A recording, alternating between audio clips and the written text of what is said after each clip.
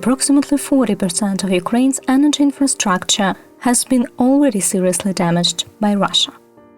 In order to help energy companies restore the operation of affected power facilities, hourly blackouts are introduced in many regions of Ukraine to reduce the load on the network.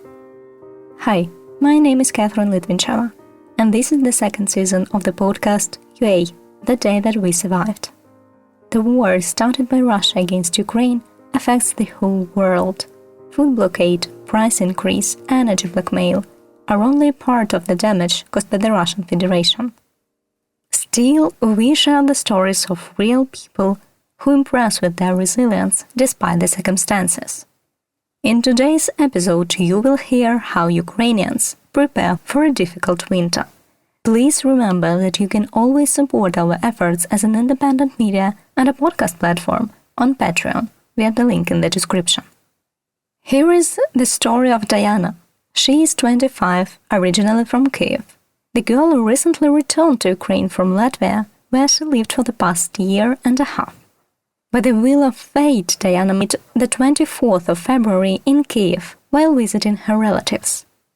She was not ready for the full-scale invasion back then. But now, as she says herself, she is fully prepared for the fact that her neighbor is Russia. Recently I returned from Latvia. I decided that I want to live and work here in Ukraine. I understood that the winter would be difficult, and I decided that I'm not gonna repeat this mistake again. And this time I will try to prepare as much as I can for any possible situation. So on Twitter I read other people advice on how they are preparing for possibility of Russian rocket attack on infrastructure and blackout. And I saved some advices that was important for me. The first moment I thought of was food and water. We never kept much food at home, but now we do. For example, I have packs of groceries at home, probably 3 or maybe 5 packs of each type, and the same situation with drinking water supplies. We have about 40 liters of water in our apartment, and I also bought food that can be stored without freezer. The next good life hack that we used even before Russia's full-scale invasion of Ukraine is to keep bread in the freezer. And as soon as the light turned off, we can just take out the bread and unfreeze it. Because usually in critical situation, bread is sold immediately, and it's really impossible to find something in the store. The second moment is water, not only drinking water, but also technical water supplies and wet wipes. During the last rocket attack, 80% of people in Kyiv, they didn't have water at all, and it could be really a panic situation. Last but not least moment is connection. After the last rocket attack in Kyiv, I could call to my mom only after 2 hours, I guess. So the mobile internet was also a problem, and all the messengers didn't work. And even now, twice a day, we have electricity cut off for 4 hours. So totally it's 8 hours a day. And during this period, the internet on the phone is really bad. And now I want to buy a radio, and I hope next time I have access to the internet and the information. The next important moment is portable electrical devices. Power bank, flashlights, and battery-powered lamps are must-haves this winter. When we have electricity, I always check all the devices to be charged. And I always bought a travel cooking system and a gas bottle. I was even able to make coffee on the balcony, but you really need to be careful with this idea, because the second time I opened the gas supply too much, and when I connect it, the whole system just takes fire. I don't know how I was so lucky that this gas bottle didn't explode, so it's better not to use such things in the apartment and better go outside. Today is the fourth day of planned electricity shutdowns because of Russia's rocket attack on infrastructure on Monday. Of course, this situation is a little uncomfortable and spoils all the plans for the day. But every time I feel like complaining about the lack of light or connection, I remember to myself that my dad, like hundreds of thousands of Ukrainian defenders, has been living without heat, light, communication, warm bed, and hot water for the 9 months already. So I do not allow to myself to complain, and even if I feel some discomfort. Because as we say in Ukraine, without light or without Russia, I choose without Russia. To save electricity when evening comes, Ukrainian cities go into darkness. Oleksandr from Kyiv lives in an apartment building. His preparation for a difficult winter is as follows: a charging station with the possibility of charging from a car and a stove. The stove he is going to light on his balcony. To be honest, all my preparation for winter is limited only to the fact that I bought a wood-burning stove and bought firewood for it. I bought 50 liters of gasoline for the burner as well. Despite of this, I probably will be freezing because I do not see how it is possible to organize heating in the city. And here is another Oleksandr, a traveler who has cycled dozens of countries on a bicycle, and now is preparing to spend the winter in the countryside, in a private house. It is interesting that a week before the invasion, a man went to Budapest, but after some time he returned home. He felt responsible for the inherited property, which must be looked after. That is why I decided to make my country house more energy efficient, like a lodge in which you can live and not depend on power outages or communication outages. I have my own water supply and sewage. I made a well this year. Previously, water was collected from a well. The well remained, that is, even if there is nothing else to do, you can simply draw water from the well with a bucket. There is a gas cylinder, gas stove. I can cook for myself, heat up. There was such a minimum that I decided to insulate the house, since it was quite for sunlight. I bought styrofoam, stuck it on the walls myself, then plastered. Now if you warm it up inside, the temperature is maintained for a long time. Then the coefficient of heat conservation has become better. I decided to make a stove. I chose a freestanding stove fireplace, ordered it, brought it to my house and installed it. All this has become more expensive since the beginning of the war. In general, the closer to autumn. Regarding electricity, well, many things are connected. In well, the pump works with electricity. The refrigerator also. The stove, of course, is good, but still, if to regularly heat it like that, to sit by the stove all the time at night, throwing firewood, it's not very good. In order to have a comfortable temperature, the electric convector must be working all the time. That is, the convector is heating. Then, to wash, to turn on a washing machine, and run any other household appliances, work tools, to punch something with a perforated mix an adhesive mixture, and putty something there. If there is a need to do something in the garden, in a word, electricity is definitely needed. I decided to order a generator.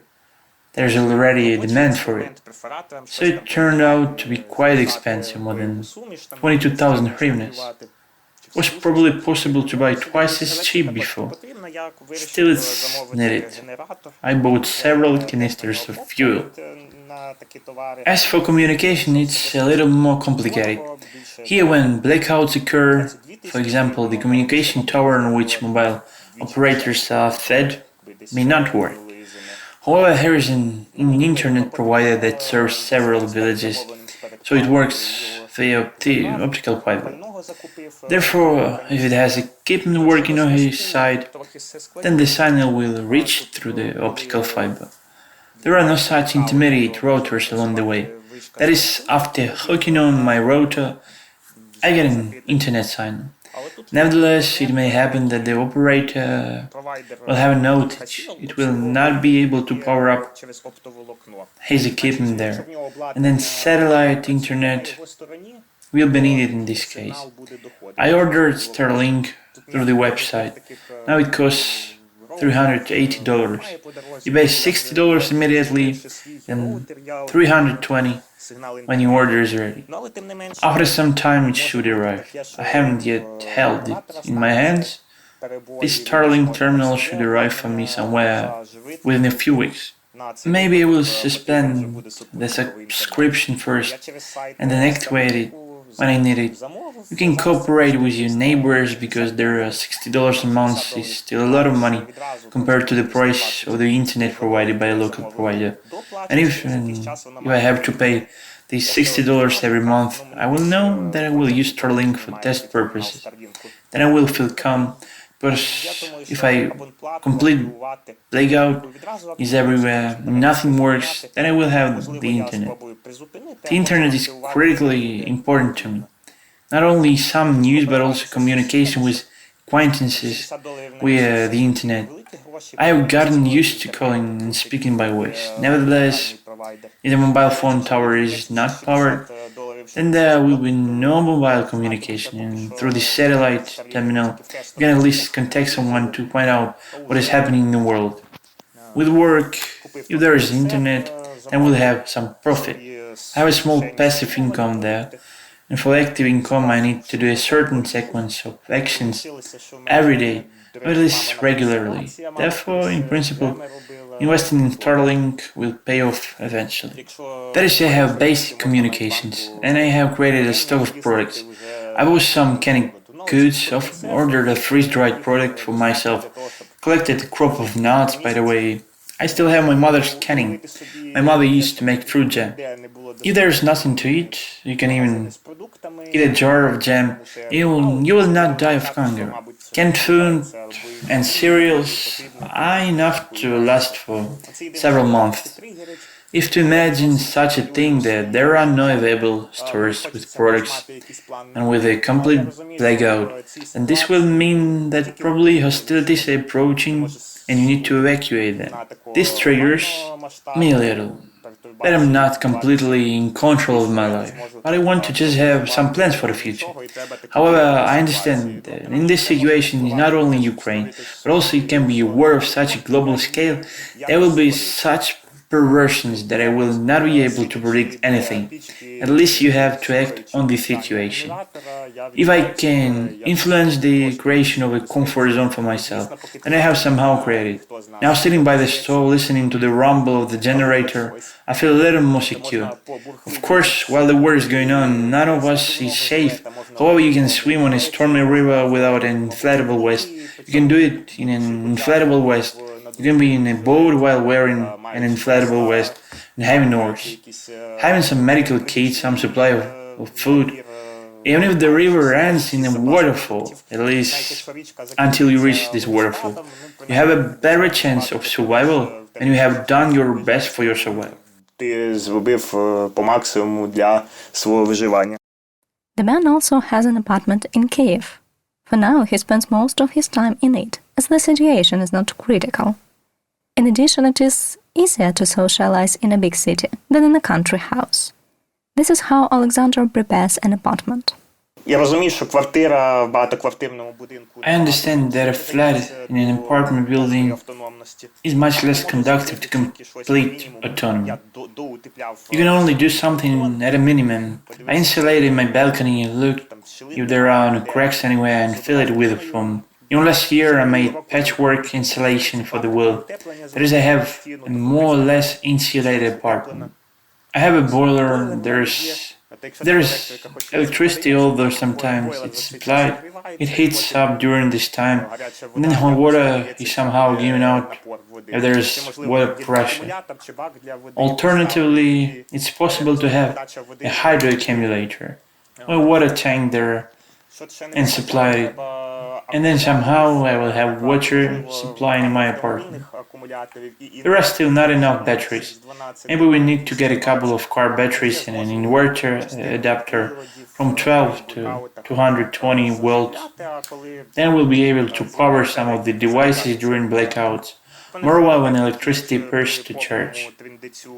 My priority is to sit at the country house when it's a complete mess. Moreover, in the flat I did a little anyway.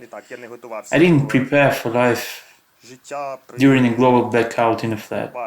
The mayor declares that Kyiv may be evacuated. Well, if so, I'm here in the Kyiv region. Everyone who has a private house, they will stay in the private house.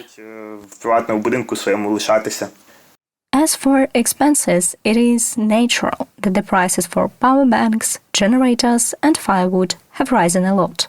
Therefore, of course, the one who mended his or her sail while it has been fine weather was right. Щодо фінансів, я так порахував, що зараз, якщо вкладатися в Regarding finances, I calculated that now if you invest in preparing for winter, it's much more expensive than, for example, living somewhere abroad. Therefore, if there is an opportunity and inspiration, it's better to go abroad and rent an apartment somewhere in Albania for a few months. Do nothing yourself, it will be cheaper. On the other hand, if here the same stove, the same generator, if everything goes well, then I will need it.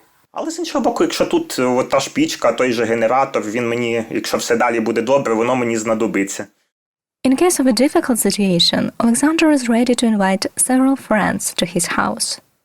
When would it be possible to show your hospitality so vividly? In large cities, in case of emergencies in the winter, local authorities promise to provide heating points. People from 8 frontline regions can order free supplies of firewood. As for the temporarily occupied territories, the situation is more complicated. According to local authorities, there will be no heating season in the Donetsk and Luhansk regions, a large part of which is occupied. The main reason is a broken high-pressure gas pipeline and the inability to supply gas to heat utilities in order to carry out the heating season. People are being urged to evacuate. At the same time, our Western partners are ready to share supplies of equipment and materials so that Ukraine can endure, although this winter promises to be difficult for many countries of the world. That was me, Catherine Litvincheva. Thanks for listening. You may find useful links in the description of this episode. Stay safe and listen to Ukrainians.